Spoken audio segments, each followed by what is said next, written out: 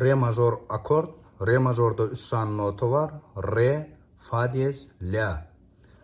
Re majörün tutuluşu ikinci perde birinci kiriş, ikinci perde üçüncü kiriş, üçüncü perde ikinci kiriş. Re majör. Re majör notan yine birinci tutuluş görünüşü. İkinci perde birinci kiriş, ikinci perde üçüncü kiriş, üçüncü perde ikinci kiriş. Re majör notan ikinci tutuluş varyantı re majör akordun. 5. perde bare koyaz.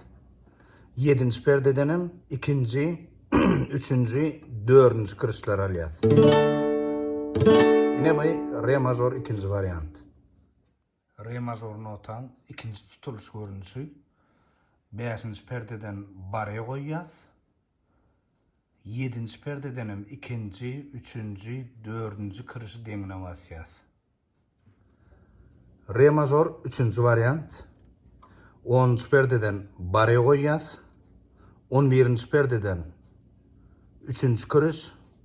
12. perdedenim dördüncü, beşinci kırışlar.